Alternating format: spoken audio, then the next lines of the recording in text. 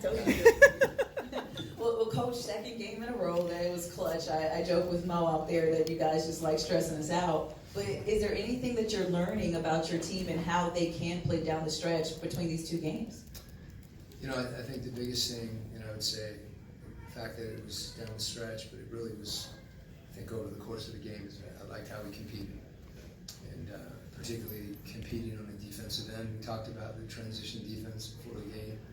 And I saw us competing during, that 5 seconds of the shot clock early in the possessions. And then we kept it going and just worked. So that's, you see some,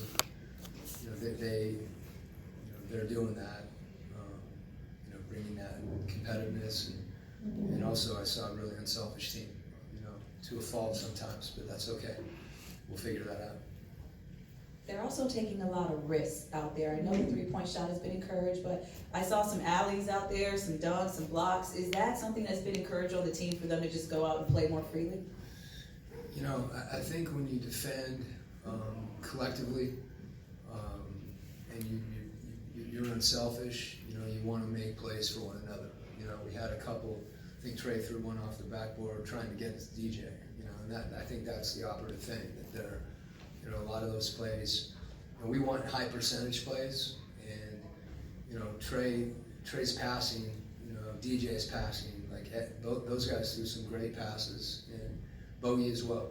So it's, sometimes, if you're taking risk, as long as it's calculated and there's percentages involved, and I trust those guys to do that. And I think the key thing for me is, even if we didn't make, I don't know how many turnovers we had tonight, it was pretty good, I think, compared to the other night. But if they're doing that, even if it doesn't work out, if we get back and play defense, we usually make something happen.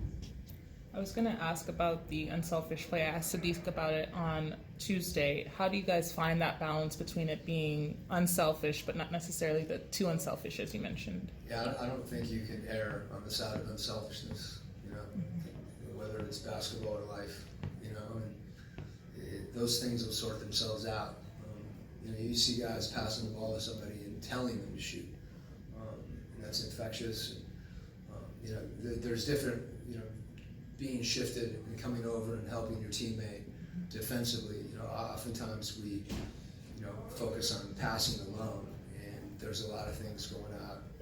And when you try to make your teammate better, I thought, what can I do to make my teammate better? Good things happen.